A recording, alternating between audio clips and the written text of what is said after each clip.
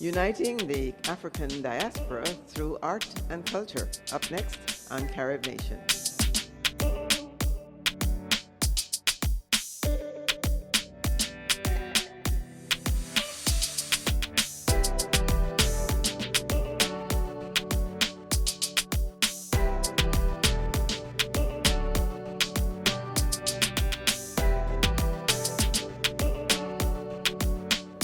Hello, welcome to Carib Nation. I'm Doris Dean. I'm standing in one of the exhibition halls of the Woodrow Wilson House in Washington, D.C., where a young Jamaican had the vision to honor Caribbean people who have made great contributions to the Washington, D.C. area through art.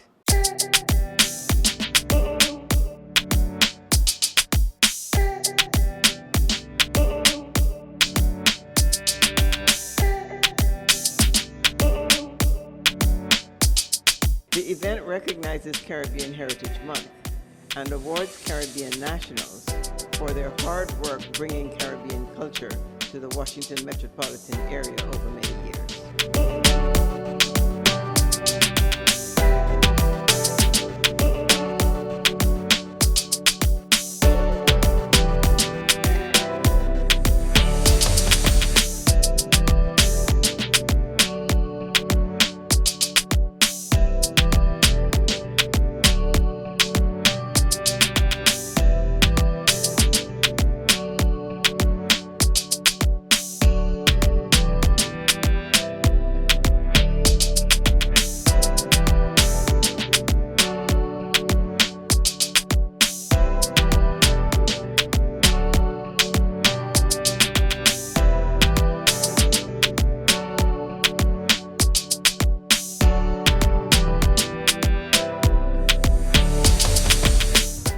Talking with Mark Beckford, who is the organizer at this wonderful event at the Woodrow Wilson Building in Washington, D.C. Tell me what led you to come up with this idea and what was your aim? Hi, thanks for coming here and, taking part in the event. Definitely appreciate it. So the idea was a collective one. Pine and Ginger is an international events collective. We do events all over the world, and with a focus of using culture to unite the diaspora, specifically the African diaspora. This idea came about a few months ago in London. We went to another event that inspired us. It was a similar activation of a space in different rooms, and we have an art vertical called Widea, where we use space and time to honor icons in the diaspora. So for this specific one, we're honoring 6 Caribbean Americans that have made tremendous waves in the district. They are Dr. Winston Anderson, Amilia Alcima, Von Martin, Loughton Sargeant, Dr. Goulda Downer, and Suzanne Matthews. And we're using art as a way to let people learn more about them, and people can scan a code and read about their lives and listen to them in their own words, because we interviewed all of them. I noticed that you covered 3 different sectors. So you're covering business, art, politics, etc. So the whole idea is to send the message of Caribbean people making contributions in these areas across America, right? Right. Absolutely. One of the taglines that we use is that these individuals have contributed to the civic and cultural tapestry of DC. As you've mentioned, you've rightly observed, it's in the sciences, it's in the arts, it's in business, it's in politics, it's in medicine. Showing that we're multifaceted, that we're productive members of the society. America is an experiment of immigrants. From the very beginning. And it's about having that melting pot, because we each come with our own strengths, and those strengths, make us a more united front. So, You're kind of young. How long have you been observing this to help you get to this idea? So, it's funny, I work with Dr. Goulda Downer, and, I would write the pieces for CPAC chat.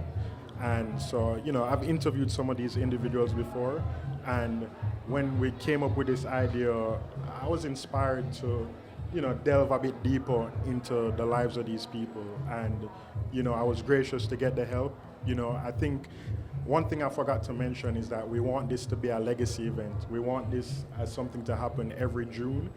We want it to be in a bigger space. We want it to be in one of the museums where Caribbean Americans can come out and, fellowship with each other, but then learn about their stalwarts. It's a bridge between the folks who have come before us. We're running a race. I look at life as a relay race. You pass the baton to me, I pass the baton to the next person, and that's how we get to where we are now. That's how we can, be in a space like this. This is how we have technology, is learning from people, who've come before us, and, not discarding them, but you not starting the game over again. So that's how I look at it. It's been 20 years or more since Caribbean Heritage Month has been in the ears of people around Washington for a while. Where do you see that going? And as you said, you want to leave a legacy. I expect that you will be selecting awardees every year. Is 6 the number, or is that something that will change as time goes on? It may change, I think that one thing that we like to do is learn. One of my mottos this year is not to prove, but improve, Sometimes somebody tell you something and your ego comes in the way, and instead of sitting down and listening to them, you be like, yeah, I know this, But so we're very open, even though it's a team effort. I want to say thanks to my team, Craig Campbell, Femi Kayede, Selassie Fianyor, Anthony Adiaba, Shepard, Amenyezi, Stephen Bright, Carissa Arnold, Shauna Knox. So many people came together to make this happen. It's truly a team effort. So, that's a good question. I just want it to be in a bigger space in terms of we need a night for ourselves at a museum, at one of the museums, I'm putting it out there in the universe. The programming might change, but it should be a way for all of us to learn even more, and that is the goal for it. But specifically acting as a bridge between, the folks that have come before us and where we're going in the future. Last question. What is you mentioned the African diaspora that you wanted to bring together. How did you come up with the makeup of your team, and how is the diaspora represented in that team? So we started in Ghana. Our first events were in Ghana. We did them coinciding with the year of return. And it's a mixture. Some of the members of my team, my cousin for trust, going somewhere new. A friend who I met in grad school, who is Ghanaian Nigerian, and then he put me in touch with Ghanaians. And thankfully, technology allows us to be truly borderless. So, I look at culture is the thing that breaks down barriers. With technology now, I can look at a music video and I say, even if it's not the true thing, I can say, oh, those people are like me. They're having fun. They're enjoying the same things. And it's even more than music video, it's food, it's travel. And I think one thing that's lacking for us as people of African descent is we need to understand our strengths, and that unity is the way, Okay, your rice might be better than my rice, but we need to come together, and that's, like this, it will start out as this, and then you and I might start doing business, you and I might start a family, and that's how we forge these bonds and get stronger, and that's what I believe. I said that was the last question, but something else came into my mind. You said that you started in Ghana. So do you choose an event or a theme that is going on and connect with that, or do you create one when you go? I think it's both. I think for Ghana was a mixture of wanting to do business on the continent, and the year of return, the timing just worked out. Sometimes we went to London for Notting Hill Carnival, so that specifically. But this series was, it coincided with the Caribbean American one. But the Widea series is we all came together and we said, let's do, because we have a visual artist on our team, Femi Kayede, and we said, let's make this happen, let's do it. So.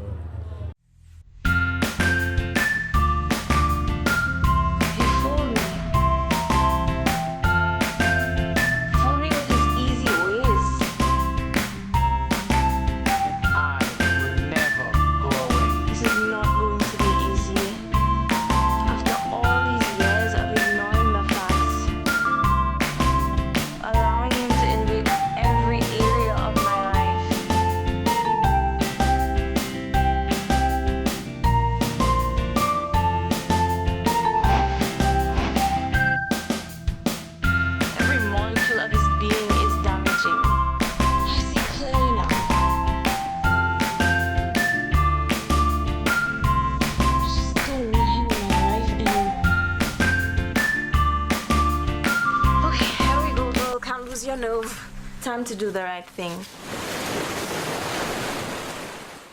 How is my natural girl doing this evening?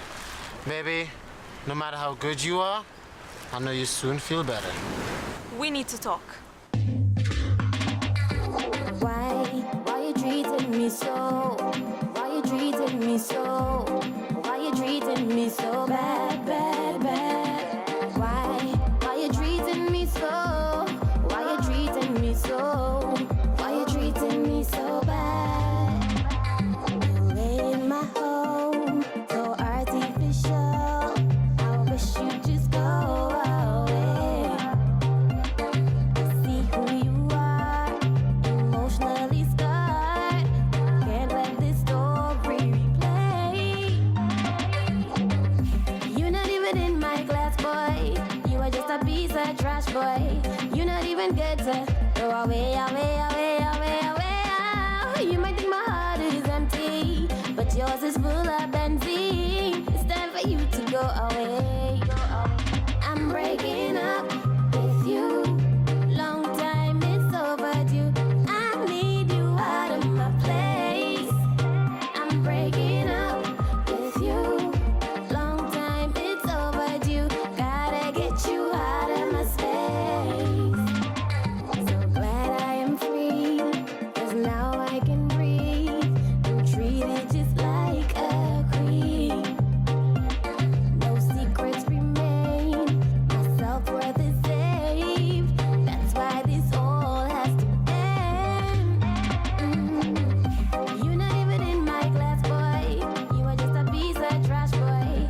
You're not even good to go away, away, away, away, away. You might think my heart is empty, but yours is full of benzene. It's time for you to go away.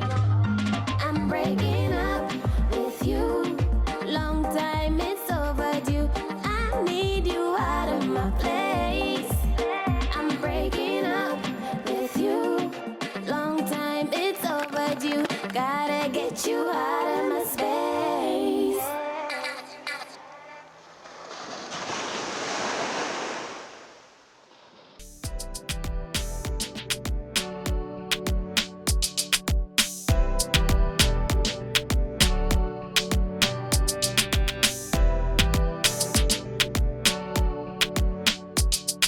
I'm talking with Suzanne Matthews, whose portrait is here, done by the artist of the evening, and she is one of the recipients of the award for her contribution to Washington, D.C. Thank you for joining us, Suzanne Matthews. Thank you for having me, Darius. Tell me what this means to you to receive this award. Well, it's certainly a surprise, and it is an honor as well to be recognized for my contribution of the arts to Washington, D.C. I strive to promote the culture of the Caribbean through my form of art, which is dancing. So I'm happy to be honored for it. What is the role that you see Caribbean Heritage Month playing in helping to advance the Caribbean culture across the DMV? Well, Darius, we have been here for many decades as Caribbean people in Washington, D.C. And I'm happy that this generation of Caribbean Americans are finding a way to cultivate the culture and to share it with the wider community. Even though we've been here for so long, we're still in our little silos. And I think that Caribbean Americans, as we become more comfortable with ourselves as Caribbean Americans, that we could share with the wider audience. What is your vision then for Caribbean Heritage Month, say 20 years from now? I would like to see Caribbean Heritage Month being honored in the school systems, whereby from the kindergarten all the way to university, we'll learn about our Caribbean heroes. We have many unspoken heroes that we need to unearth and realize that we have been contributing to the American fabric for so many years.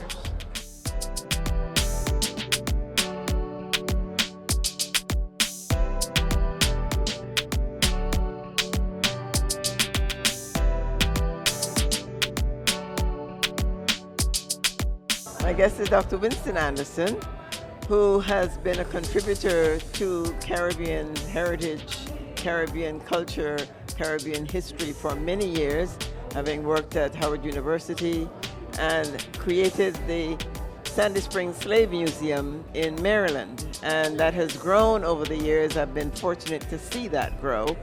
And so, Dr. Anderson, I think you deserve this award. Congratulations. And thank you so much for joining us. Tell me what this award means to you and the beauty of having a portrait.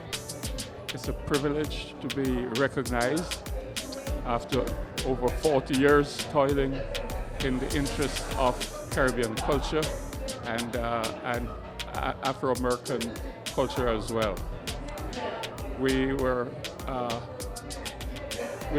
laboring in an environment of individuals in Montgomery County, Maryland, that were just freed by the Quakers and settled in Sandy Spring. This was a very interesting area to have a museum to recognize the history and the achievements and the contributions of these individuals who started with nothing and who built a viable community in the area. The museum is a cultural and historic structure that strives to understand the history, the lineages, and the contributions of the people in the area, and also to have them disseminate the information to the wider community. The Jamaican influence is there because we are the ones that annually provide Afro-Latino Caribbean festivals to inform the larger community precisely of the activities and the achievements of Jamaicans and Caribbean folk in Montgomery County, Maryland. We're privileged, and I am privileged to be part of this issue and plan to continue as long as I can.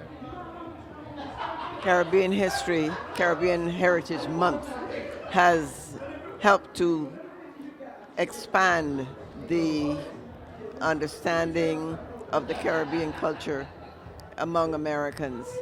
What is your vision for Caribbean Heritage Month, say 20 years? What is the legacy you hope that we will leave for the next generation through Caribbean Heritage Month? Wow, that's a tough question. We hope that this is just the beginning. We hope that it will foster greater communication and greater mixed cultural activities for the entire community of Montgomery County and Maryland. We hope that we can eventually incorporate activities of the diasporans uh, we have a fantastic art gallery that beats most of the galleries in the area, and we hope that the people from the community and outside of the area will come and visit this gallery and learn about the cultural and multicultural activities of the diasporans, including the Caribbeans.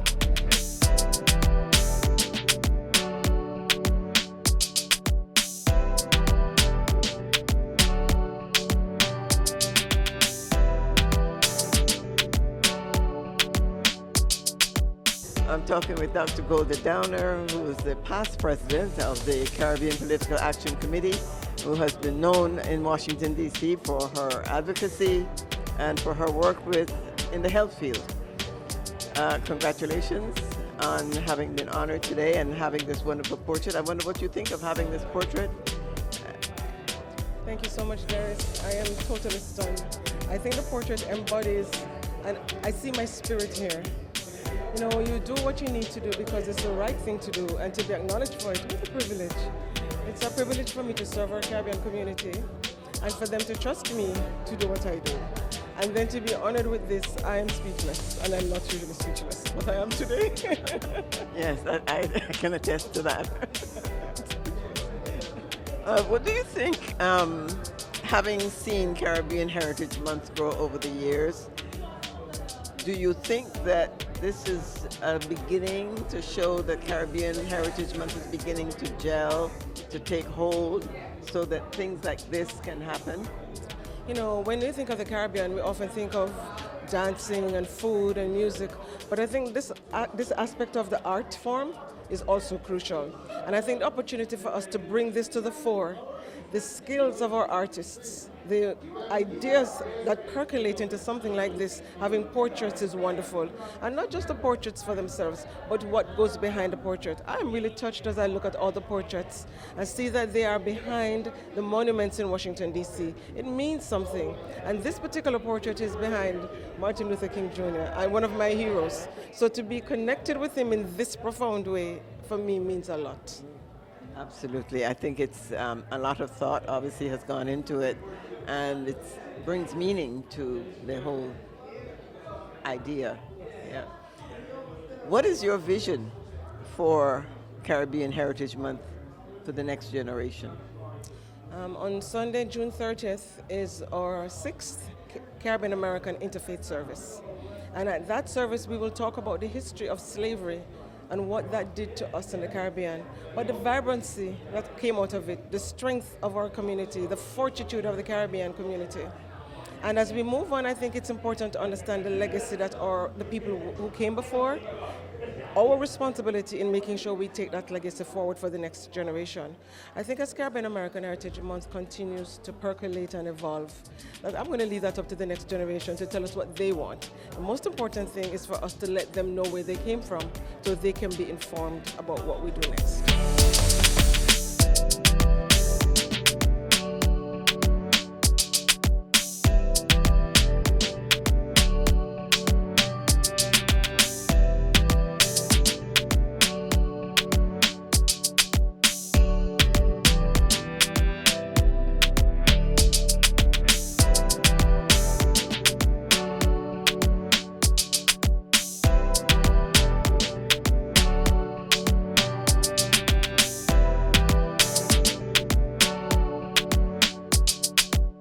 I'm talking with Felice Herman, who's the Deputy Director of the Woodrow Wilson House in Washington, D.C. Thank you so much for joining me. Of course. Thank you for being here. Tell me a little bit about what you do here as curator and what it means to have this wonderful Caribbean event here for Caribbean Heritage Month. So I'm the Deputy Director of this museum. So we are a historic house museum. We welcome in tours almost every day of the week. And we're also a cornerstone of the community. So we like to have community events such as this, especially for Heritage Months, and celebrate being inclusive. This house did belong to Woodrow Wilson, but it doesn't mean that the whole neighborhood isn't invited for a great, fantastic party like this. So do you have different Heritage Month events happening here or other cultural events all the time?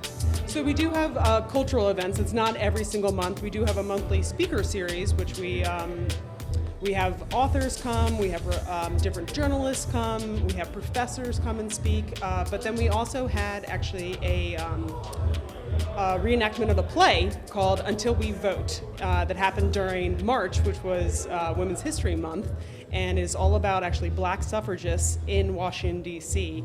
At the time that the 19th Amendment was passed, which Woodrow Wilson actually signed into law. So it was very fitting that that play happened here. So you must be quite an avid historian. I am. I actually have a master's in archaeology, but I love history. I've loved history since I was a very young child. So I've been working in museums and nonprofits for over 10 years now, and actually just finished my first year at this particular museum. So what is the best thing about being here? I would say the best thing about being here is being surrounded by history constantly, but also having ongoing engagement with the public.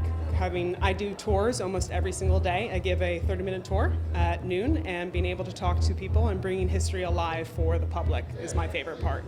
So does it give you the opportunity then to learn all the time? Like, for instance, what have you been able to learn about Caribbean history? So what's really lovely is that our senior manager for education and collections is actually of Haitian descent. So she was a big proponent of this event, and we're happy to honor her heritage as well. So I've been learning a lot about Haiti from her, and so we're happy to, like I said, include everyone at the Woodrow Wilson House. Well, that's what the culture is about, exchanging information and learning about each other. Absolutely. It's very fitting that happens in this house, because Woodrow Wilson was our first international president. He was the first president to leave the United States and really start a lot of the diplomatic ties that the United States has with many of these other countries. And now we're in the heart of Embassy Row, and we're surrounded by embassies and ambassadorial residences. So it's very fitting that Woodrow Wilson's house ended up being here.